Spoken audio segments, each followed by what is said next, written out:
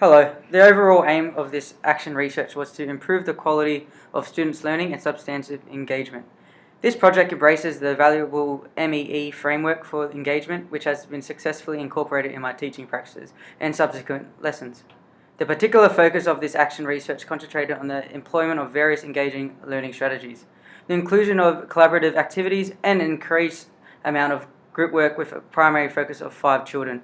I hope you enjoy my professional experience and subsequent action research report as much as I have.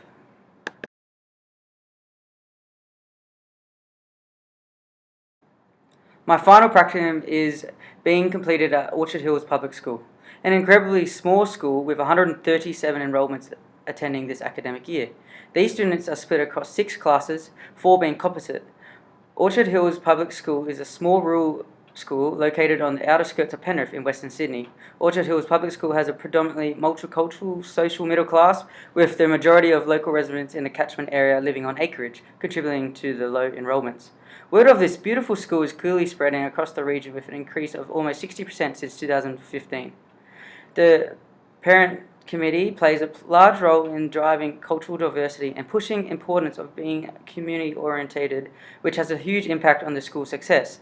The majority of student enrolments are white Anglo-Saxon children, with only 3% being Aboriginal and Torres Strait Islanders, but a relatively large percentage of students who are language background other than English, which equates to 35% of total enrolments. Upon my arrival, I was introduced to my fantastic mentor teacher in our lovely class 2N, a stage 1 year 2 class. 2N consisted of 26 students, which are culturally, linguistically and academically diverse. There is a relatively large pool of students, with a few who require additional assistance or extension tasks, which has positively influenced my ability to differentiate my lessons. An intriguing classroom management practice used in 2N is that students choose how they wish to complete tasks, whether that be sitting at the desk, laying on the floor, or using a standing desk. I love this idea as it allows students to choose how they wish to learn. It was also surprising to see how students change throughout the day, depending on their learning preference or mood at the particular time. This classroom teaching practice was great to implement throughout the placement, and one that I would have been beneficial in my previous practicum. During my first practicum, I noticed that there was a large focus on individual learning and limited opportunities for students to work collaboratively. My Year 2 class experiences both individual and collaborative work with my mentor teacher. With her guidance, I was able to successfully incorporate collaborative teaching strategies, which include group work, think, pair, share strategy, peer-supported learning, dialogic teaching, and various collaborative activities. I believe there needed to be a greater focus on the conversations we have in the classroom and how we interact during collaborative activities. Group work is an essential part of teaching and something I included frequently. This action research will go beyond simply placing students into groups. It is important to establish ground rules as a whole class. We decided on what rules that would be implemented. This allows students to reflect and monitor, as well as hold themselves accountable for their own behaviour. Timothy, Richardson and Winarski explains how Think, Pair, Share encourages students to work collaboratively in order to problem solve. This strategy was employed to effectively maximise classroom participation and as a result increase overall immediate level of substantive engagement in the MEE framework. Peer-supported learning and peer tutoring encourages high-ability students to share their understanding with emerging learners. Students who require assistance receive a wealth of information from their peers and further encourages them to listen and remain engaged. Mahidi and Gard explains how this positively impacts students' confidence as they consolidate their learning and increase their overall desire to learn, focusing on the big E in the MEE framework. Redniska explains that dialogic teaching involves conversations that are not only teacher presentations. Students respect one another and contribute to class discussions. I encourage them to build upon their student responses. Sharing ideas with one another is crucial and important to reach solution collaboratively. My own teaching philosophy focuses on creating an inspiring learning environment where students are encouraged to share their ideas, contribute to class discussions, and take risks knowing that it is safe to do so. I strongly believe the MEE framework, my teaching philosophy, and research focus all complemented one another extremely well, and throughout my practice, I truly felt like a true teacher. Through the incorporation of these various engaging learning strategies and collaborative activities, I was able to create engaging experiences for all students. In total, there are 5 students from 2N involved in my action research. These students were not selected by random, with each possessing dynamic mix of varying abilities and social characteristics. This allowed students to successfully engage in these collaborative teaching strategies. All students academically and socially improved through the use of engaging learning strategies and assisted in increasing student substantive engagement for the whole classroom. Full consent to collect and use student data was obtained and provided by my mentor teacher and the principal prior to the collection of any of the following information. Observations. This included mentor-teacher feedback of their observation of my pedagogy and your own personal reflection of the exact same lesson. Records of conversations. This is recorded by the teacher and can include teacher to student and student to student learning conversations, often quite revealing for teachers for assessing students' progression. Student self-assessment. This occurs after a completed task. Students were given various evaluation feedback slips. Students were able to give immediate feedback on how they performed in that lesson or a particular topic. I would use this information for the development of future lessons or individual learning goals. Work samples include products students have created in a group setting. Analyzing work samples in depth give teachers a wealth of information about how the students' learning is progressing. This mathematics lesson focused on seasons of the year. All students were extremely engaged. Students were asked to work collaboratively and write down various characteristics of a particular season.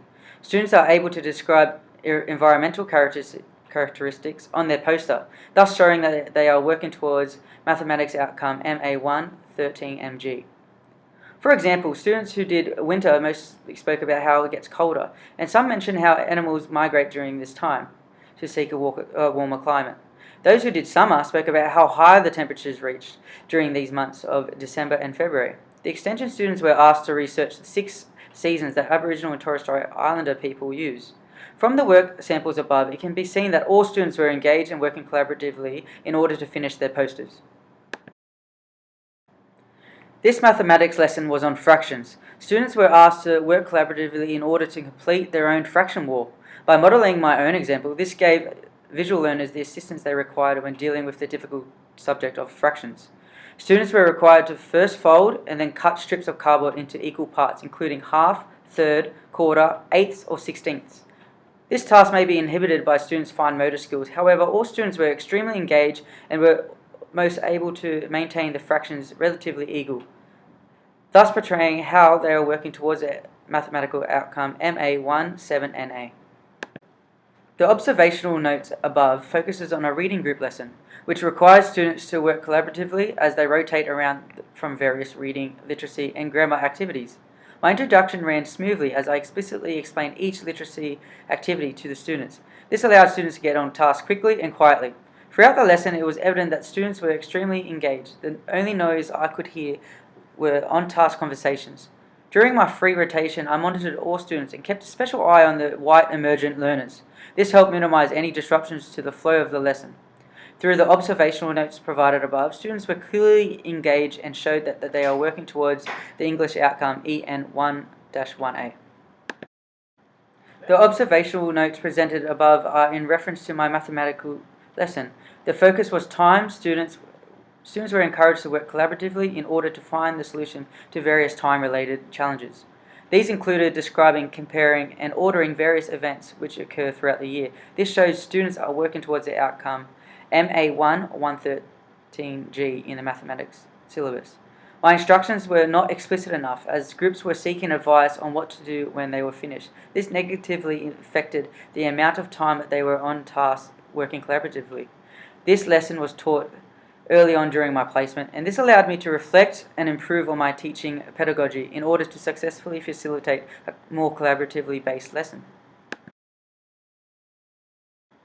Student self-assessment provides opportunities for my class to express their ideas about how they learn.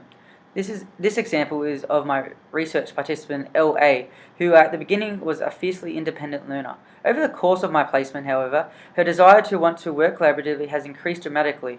By the end of my practicum, she wanted to work in groups more. From the implementation of my student self-assessment into my pedagogy, students were able to take more responsibility of their own learning. I created this student self-assessment example and incorporate it into my own teaching pedagogy on a regular basis. The best time to use this form of assessment is when you are coming to an end of a topic and you're unsure whether the students are ready to progress. This student self-assessment allows students to share how they are feeling about a topic in a discreet and concise manner. A positive of this student self-assessment is that it is extremely quick, efficient, and will not waste valuable teaching time. The facilitation of peer tutoring between the two boys is clearly evident.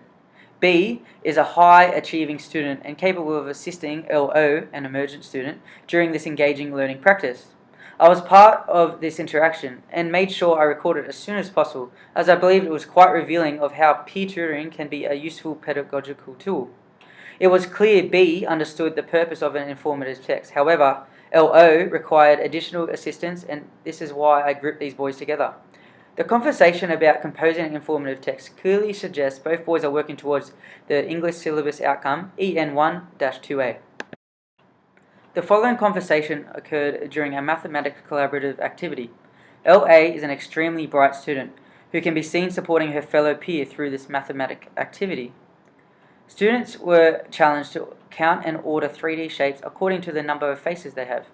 This collaborative activity was able to keep both students engaged throughout the lesson. Both students involved are working intellectually and as they count and order familiar 3D shapes.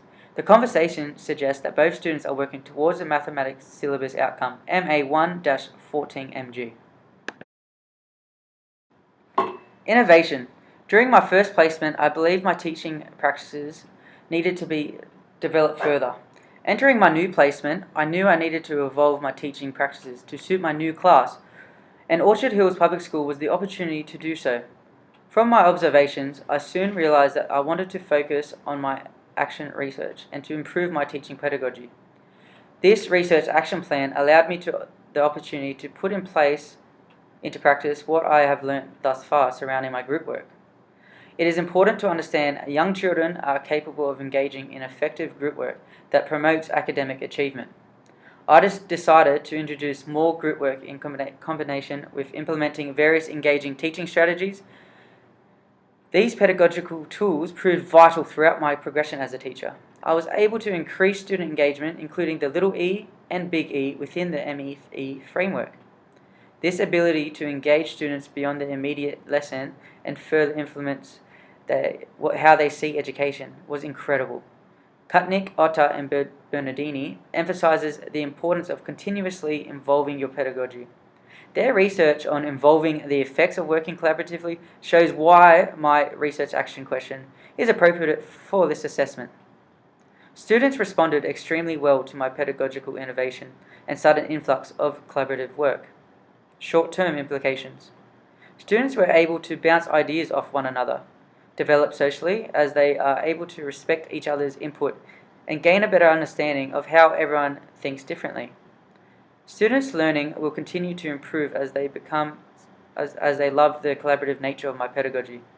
This ability to work collaboratively with one another and remain engaged within the lesson, the little e in the MEE framework, my teaching pedagogy and skills I have learned will remain with me until I step into the future as an educator. As soon as I finish my accreditation, I will be able to implement these strategies and encourage students to work collaboratively in a classroom of my own.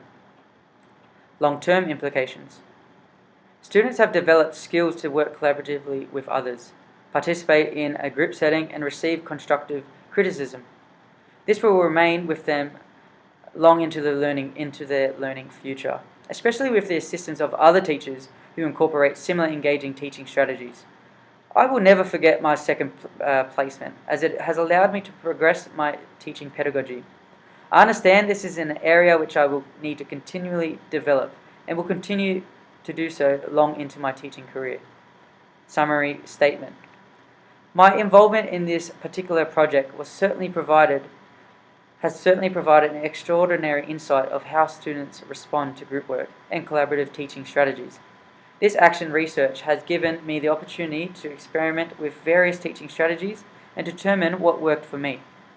Ultimately, my findings revealed that yes, I was able to improve the quality of students' learning through the employment of engaging learning strategies and collaborative activities.